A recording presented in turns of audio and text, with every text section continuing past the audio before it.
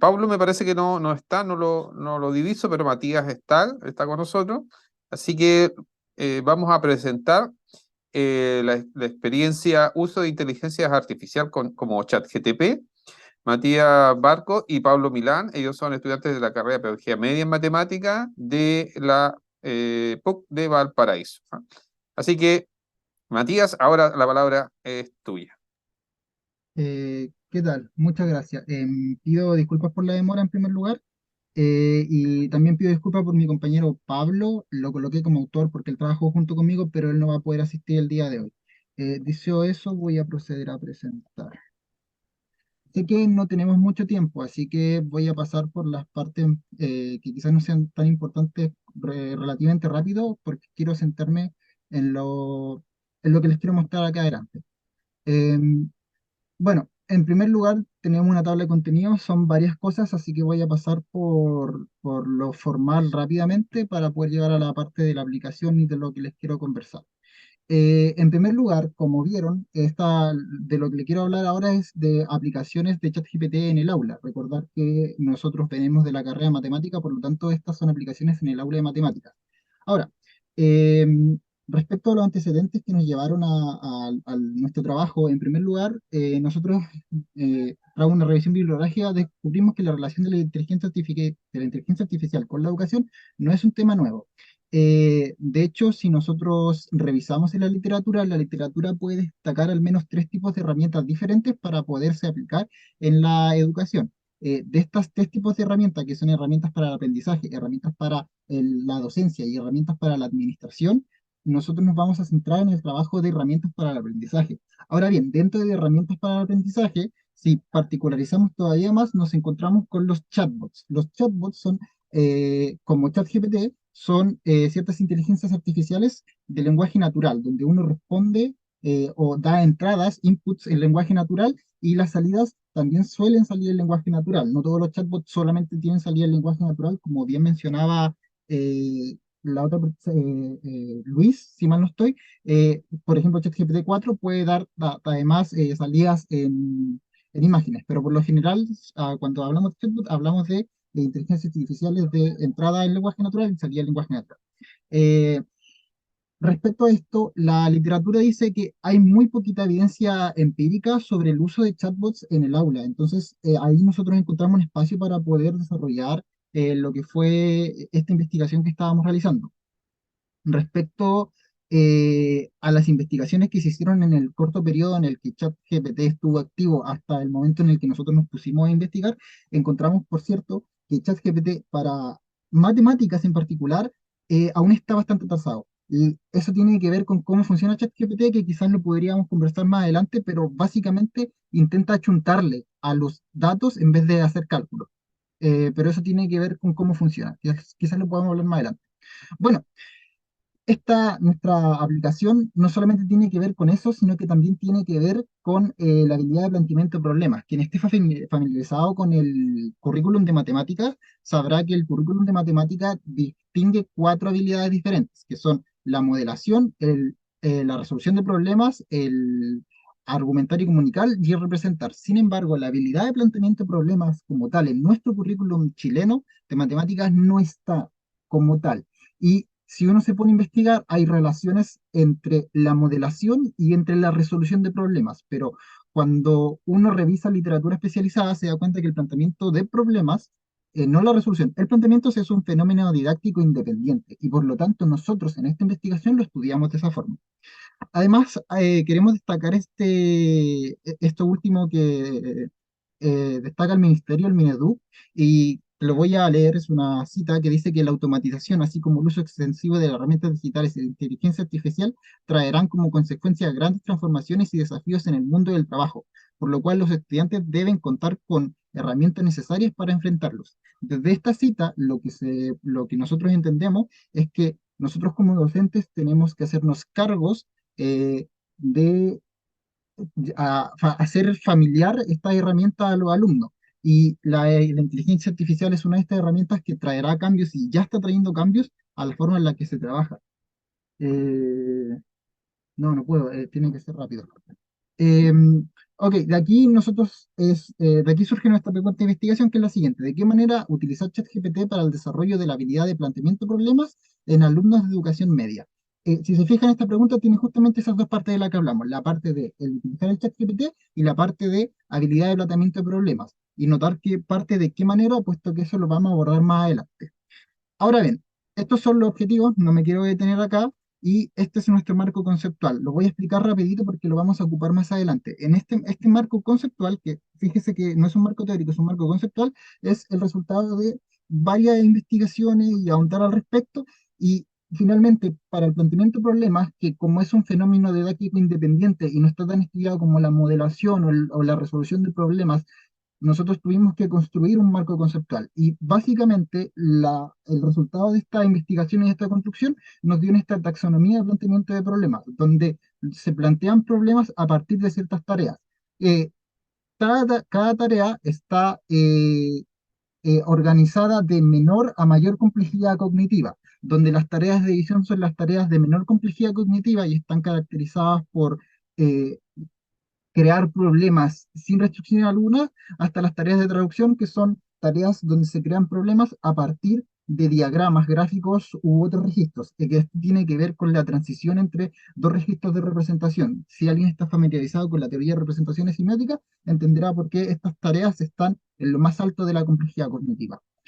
Nuestra metodología siguió la ingeniería didáctica. La ingeniería didáctica es una metodología muy común, muy ocupada en didáctica de las matemáticas y en otras didácticas también, y básicamente se divide en cuatro fases. Primero, fase de análisis preliminar, que es donde nosotros hacemos toda una investigación previa.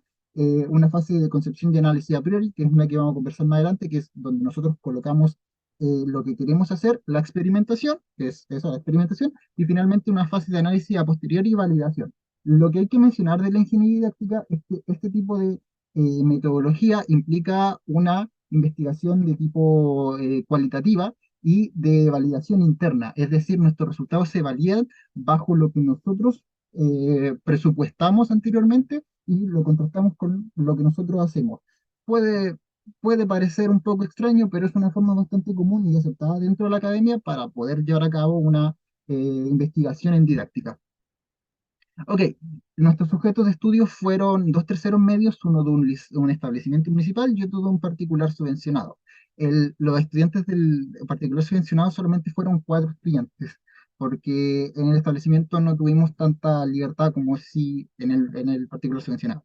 Y bueno, los datos que nosotros recogimos fueron recolectados mediante capturas de pantalla, fotografías, grabaciones de audio y complementamos con algunas notas de campo. Lo que nosotros mostraremos acá fueron nuestras capturas de pantalla. Ya, respecto a cómo nosotros organizamos nuestra sesión, nosotros organizamos dos sesiones, dos clases, y lo importante, todo lo importante es lo que está en este diagrama acá. Cada sesión la separamos, o sea, las dos sesiones en total las separamos por etapas. La primera sesión es la que consta de la etapa de la instrumentalización, la etapa de edición, selección, compresión y traducción, y la segunda sesión es la sesión de intercambio y resolución. La segunda sesión no la vamos a abordar en esta presentación de acá, porque en general esta segunda sesión fue concebida, pero no llevada a cabo, al menos no llevada a cabo en ambos cursos, solamente fue llevada a cabo en un curso, por lo tanto nos pareció que era poco prudente mencionarla acá. Y finalmente, la parte más importante o el grueso de nuestra investigación se centra en la primera sesión.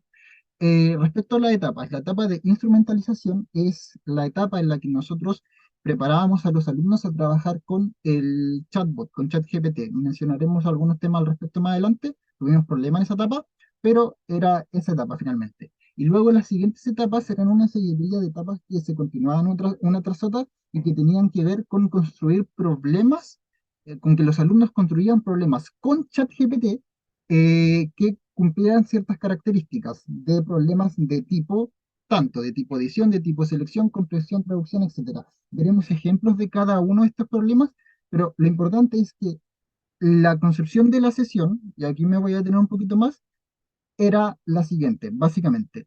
Cada problema, o sea, perdón, cada etapa consistía en interactuar con el chatbot para construir un problema de matemáticas y que posteriormente ese problema se fuera refinando para llegar hasta una producción final, es decir, un problema que ya estuviera refinado de matemáticas y ese problema, el grupo A que creó el problema se lo pudiera intercambiar al grupo B para que el grupo B hiciera lo mismo, lo intercambiara al grupo A y los grupos entre sí validaran sus problemas resolviéndolos.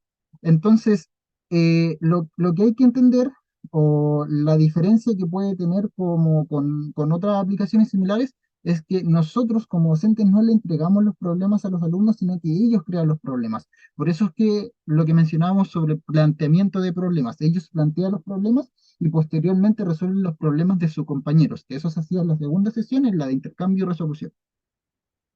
Ok, respecto a nuestro análisis a priori. Nosotros presupuestamos dos tipos de interacciones con el chat GPT y bajo un alarde de creatividad le colocamos interacción tipo uno e interacción tipo 2. ¿Cómo diferenciamos tres tipos de interacciones? Aquí tenemos dos ejemplos, pero primero, la interacción tipo uno nosotros la diferenciamos de la interacción tipo 2 porque la interacción tipo uno el estudiante le pide al chatbot una respuesta, le pide al chatbot una producción. Y esto se diferencia fundamentalmente de la interacción de tipo 2 porque en la interacción de tipo 2 el estudiante utiliza el chatbot para validar su producción. Entonces, nótese que en la primera respuesta los estudiantes piden algo y luego son ellos quienes validan si les sirve o posteriormente mediante más interacciones van trabajando y en la segunda respuesta o en la segunda interacción más bien, los estudiantes primero ellos crean algo y luego lo validan con el chatbot. Y es importante esto porque si nos vamos a los tipos de complejidad cognitiva que tiene cada uno de los tipos de interacciones, la interacción de tipo 2 tiene que ver con con una complejidad cognitiva más alta que la interacción de tipo uno. Particularmente la interacción de tipo 2 es una interacción que está relacionada con la habilidad de crear, mientras que la interacción de tipo uno está más bien relacionada con la habilidad de evaluar, que como sabemos es de menor complejidad cognitiva. Muy bien, respecto a las etapas, estas son ejemplos de las etapas, estos son capturas de pantalla de los alumnos. La primera etapa, que es la etapa de edición, si se fijan, los alumnos en la primera parte, acá en la primera, en esta captura que está acá, dice, créame un ejercicio de planteamiento que utilice la función tanto. Porque aquí van a ver mucho que los alumnos hablan de funciones y hablan de funciones porque era justamente el contenido que estaban trabajando en el instante en el que nosotros pudimos intervenir para poder llevar a cabo esta investigación, lo que estamos mostrando ahora. Aquí en la etapa de edición finalmente, lo único, como la única restricción que le dan al chatbot es que ocupe tal función, pero la interpretación y cómo con eso creamos un problema se lo piden al chatbot, ¿no? Entonces finalmente esta se puede tipificar como una interacción de tipo uno. Por otro lado, en la etapa de selección, si se fijan, bueno, aquí lamentablemente no está la pregunta del estudiante, pero por la respuesta ChatGPT se entiende que lo que hicieron los alumnos fue colocar un problema y como pedirle al chatbot que lo resuelva. Entonces finalmente lo validan con lo que el chatbot les dé, lo cual no es una estrategia muy óptima a veces por algo que vamos a conversar más adelante, porque básicamente ChatGPT como que trata de achuntarle al problema más que resolverlo en realidad. Eh, este es un ejemplo de etapa de comprensión. Este ejemplo es, este ejemplo me gusta mucho, por eso lo mostramos. Aquí el problema es muy, muy sencillo. El problema dice, Carlitos tenía 14 canallos y se le volaron 5. ¿Cuántos canallos se quedó? Este problema, que ya estaba como listo, lo pasaron al papel, estaba listo para pasar a la etapa de intercambio de problemas, solamente se queda en la etapa de comprensión. Pero lo interesante de este problema, es que fue la producción de ir como afinando un problema lentamente hasta poder conseguir esta producción de acá, que lo interesante que tiene es que le da una interpretación a la resta, ¿ok?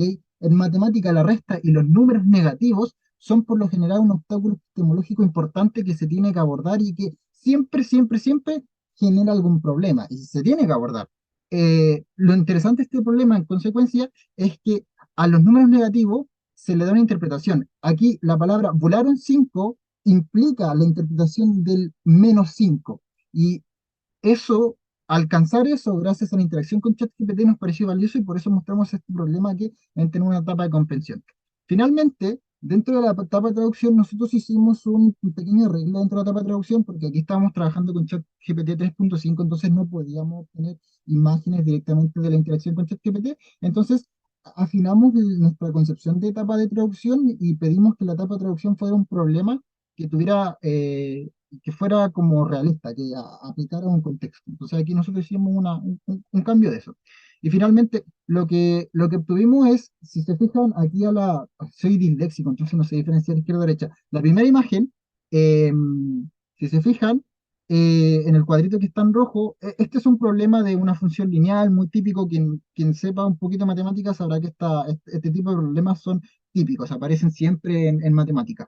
Y aquí lo interesante que tiene es que este es un problema de mesada, pero cuando uno se pone a calcular la mesada que obtiene con esta función, se da cuenta que les dan 6 pesos al mes por nota buena. Lo que dice este problema es, por cada nota buena te doy 6 pesos al mes, más un monto fijo. Entonces, los alumnos se dieron cuenta de que no tenía mucho sentido ganar 6 pesos extra, porque, no sé, si se sacaban como 100 notas buenas, que iban a ganar 600 pesos. No tenía mucho sentido, no era muy motivante y por lo tanto el problema carecía como de significado para ellos y ellos ajustaron eso tras ver como los resultados que tuvieron con el chatbot y pudieron cambiar ese 6 pesos a 6.000 pesos. Y ahora se dieron cuenta de que el problema se les hacía mucho más realista y les conformaba a ellos mismos también. Entonces alcanzaban mediante modificaciones un problema que finalmente era un problema muy típico, no muy complejo para nada, pero que apuntaba justamente a todo lo que nosotros estábamos buscando, que se podía resolver, que era legible, etcétera, que tenía distintas características. No me quise parar en las características que buscábamos los problemas por el tema del tiempo, ¿no? Finalmente estas presentaciones no son muy largas. Bueno, respecto a las conclusiones que nosotros encontramos de acá, si retomamos la pregunta de qué manera utilizar ChatGPT, etcétera, como mencionamos, nosotros encontramos interacciones de dos tipos. Sinceramente no sabemos si forzamos realmente solamente estos dos tipos de interacciones, pero definitivamente en los análisis que hicimos, tras el análisis a priori que nosotros encontramos, es que sí, los alumnos a veces comenzaban trabajando con interacciones de tipo uno porque no se les ocurría qué crear, y es que crear es algo sinceramente difícil, o sea, crear a partir de la nada es muy complicado. Entonces, muchos estudiantes partían con interacciones de tipo uno y luego cuando ya tenían una base, empezaban a modificarla y empezar a ocupar el chatbot para poder crear sus propias... O sea, ellos creaban algo y ocupaban el chatbot para validar lo que ellos hacían. Por lo tanto, se daban interacciones de tipo 2, lo que permitía dar una dialéctica, por decirlo así, entre la evaluación y la creación, como lo presentamos acá. Eh, bueno, otras cosas más que mencionar.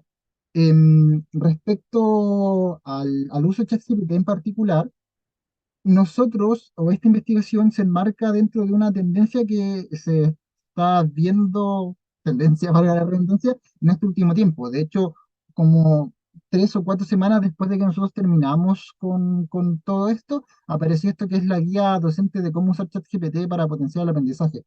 Esta es una guía más general que tiene algunos consejos un tanto vagos, quizás a nuestro parecer, pero que finalmente invita al docente a ocupar ChatGPT en distintas materias. Nosotros estamos mostrando un ejemplo para matemática, pero que busca que los docentes ocupen esto.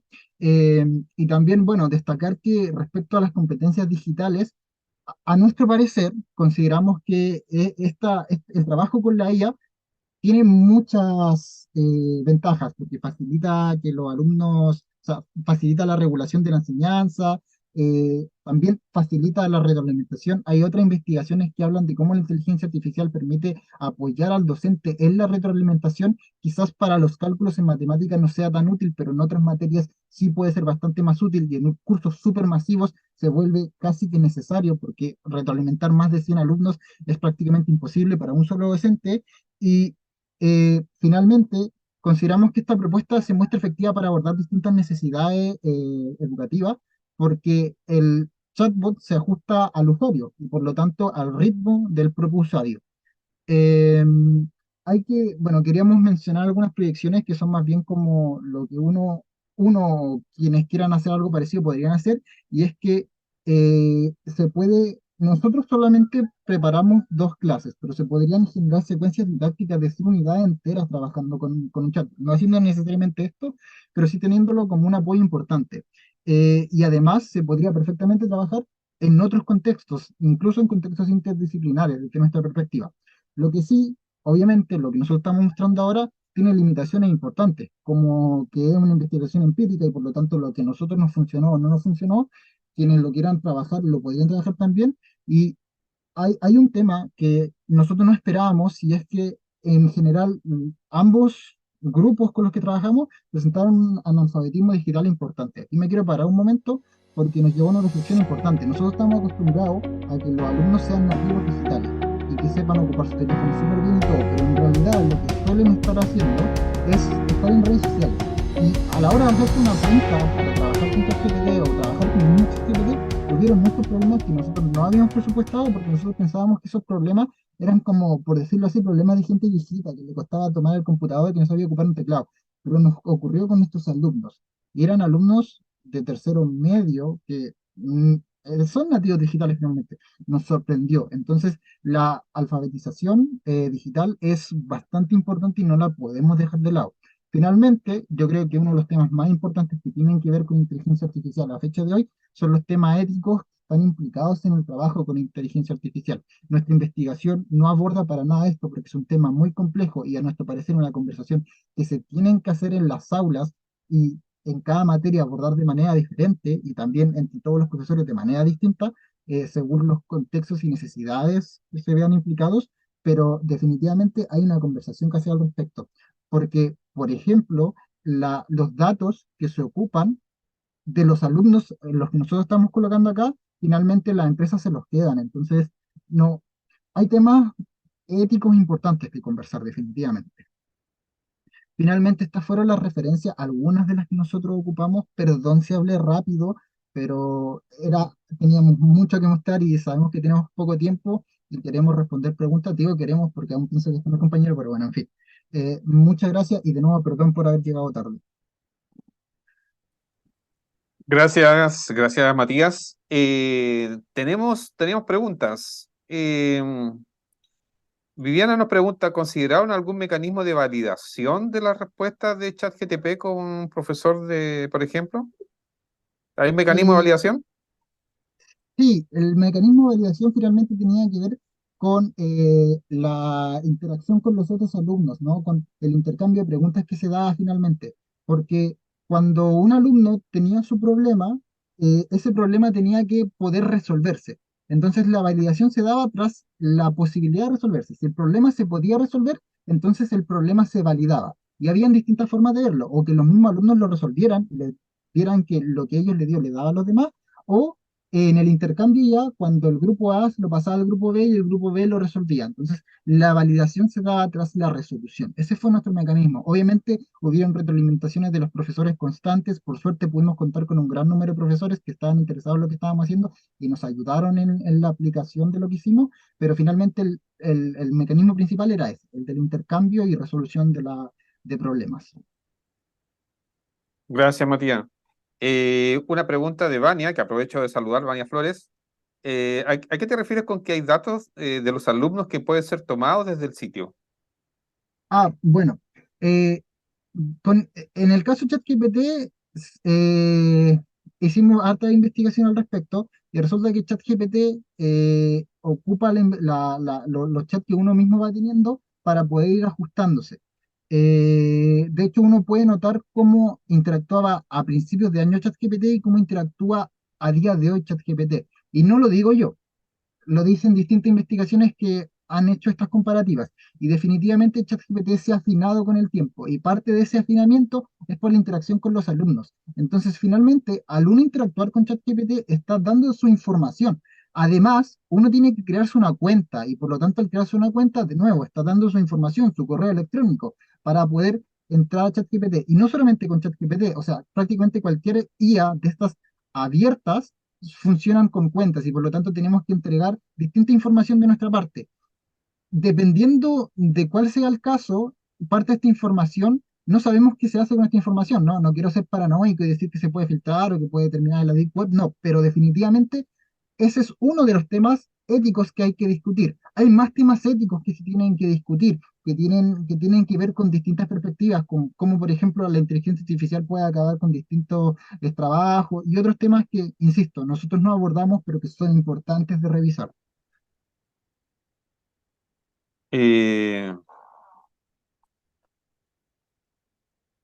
ok, están dos preguntas, Matías, y cerramos este primer bloque de ponencias.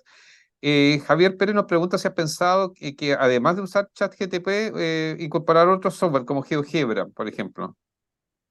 Eh, sí, bueno, cuando nosotros presentamos lo de la, ay, ¿cómo se llama? Lo de la secuencia didáctica, cuando mencioné eso, finalmente era un poco para incorporar distintos software, ¿no? Nosotros no quisimos en esta primera investigación incorporar nada más que fuera ChatGPT, porque nosotros lo que estábamos investigando o tratando de entender era la interacción de los alumnos con ChatGPT. ¿Entiendes? Quizás ahora, a fecha de hoy, no sea para nada novedoso, porque si uno revisa ya hay más de 1000 artículos al respecto, pero cuando nosotros estábamos haciendo esto, era campo. Ya no había nada al respecto, había muy pocas investigaciones, poquísimas investigaciones.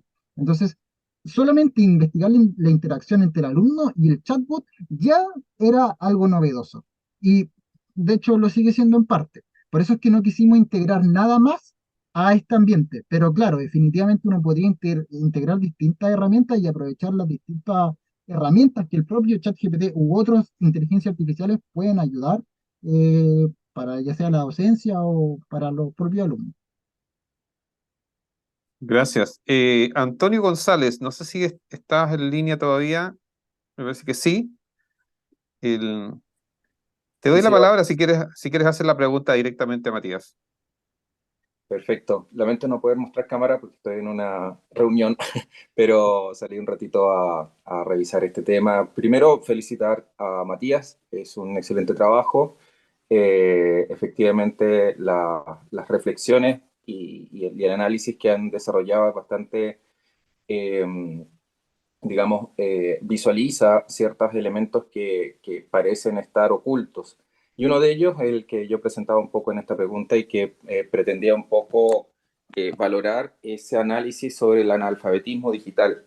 Lamentablemente, la etiqueta de nativo digital ha hecho muy mal en el entendimiento de que se piensa que por ser nativo digital o por nacer en una determinada época saben todo de tecnología. Y la verdad es que tienen destrezas, pero no competencias digitales. Entonces son cosas muy, muy, muy distintas. Desde esa perspectiva, y como reciente estudiante y como que estás metido en este tema con pequeños, con el trabajo que has estado avanzando junto a tus compañeros, ¿cómo ves tú caminos y alternativas para abordar ese gran desafío que hoy día tenemos? Porque en definitiva, el gran problema que genera brechas y va a generar brechas sociales muy profundas es precisamente este, entre comillas, desdigitalización, que es un movimiento que se está también, que está emergiendo en estos contextos donde queremos sacar toda la tecnología de los colegios porque hace mal, casi luditas digitales, ¿verdad? Eh, y eso en el fondo tampoco es caer en el positivismo tecnológico, que es que todo tiene que ser tecnologizado. No, hay que llegar a un punto medio y ese punto medio explorarlo desde una medida más acuciosa. Pero a mí me surgen dudas respecto de cómo abordar este desafío del analfabetismo. Y dado que has estado haciendo una investigación reciente, ¿cómo lo verías tú? ¿Cómo que palpaste esto, identificaste esta problemática? ¿Cuáles serían, por ejemplo, algunas rutas que pudiéramos seguir? Gracias, Matías. Saludos a Valparaíso. Eh, Gracias. Gracias, Antonio. La pregunta no es fácil definitivamente, yo creo que tú también lo sabes. Eh, Quizás no pueda responderte la pregunta como tal, pero sí ayudarte a entenderla un poco mejor desde mi perspectiva. Parte del analfabetismo digital se basa en que el analfabetismo digital no solamente se encuentra presente en nuestros alumnos, sino que lamentablemente también en nuestros profesores. Entonces, hay muchos docentes que por distintos motivos, incluso a veces son muy entendibles, no quieren hacerse cargo de este alfabetismo digital. Entonces, el tema de la inteligencia artificial, al ser un tema controversial, ya es complicado y por lo tanto muchos profesores se quieren alejar de esto. Pero más allá, ya el ocupar el teléfono, el data o cualquier otra tecnología dentro del aula, para algunos profesores, especialmente los que tienen más edad, es una cosa complicada. Entonces, desde mi perspectiva, una forma de empezar a abordar este tema es empezar a hacerlo desde la propia docencia. Los nuevos profesores que venimos egresando ahora, por distintos motivos, considero yo que venimos con ciertas competencias digitales que van a permitir que los alumnos puedan desarrollarlas también, pero la docencia que hay actualmente y que viene como rezagada, por decirlo así, se ha quedado con dificultades para actualizarse. La pandemia obligó a muchos a actualizarse, ciertamente, pero aún así, a mi parecer, hay mucho que hacer desde esa perspectiva. Esa sería mi respuesta. Definitivamente sé que no es completa, pero creo que podría ser un aporte. No, al contrario, Matías, muchísimas gracias. Sí, efectivamente, estos espacios también son para colocar estos temas encima de la mesa. Hoy día contamos con el apoyo, ¿cierto?, del Ministerio de Educación y es necesario también posicionar estos temas. Creo que efectivamente, como bien lo mencionas tú, el trabajo con la docencia, incorporar al currículum temáticas que tengan que ver con estas áreas de desarrollo, definitivamente van a hacer un aporte a los futuros docentes. Eso, muchísimas gracias Matías, muchísimas gracias Santiago por darme la palabra y saludos a toda la mesa de equipo. Muy bien, gracias. Gracias, gracias a los dos, gracias Antonio, y por supuesto agradecer a todo el conjunto de estudiantes que han participado en este primer bloque.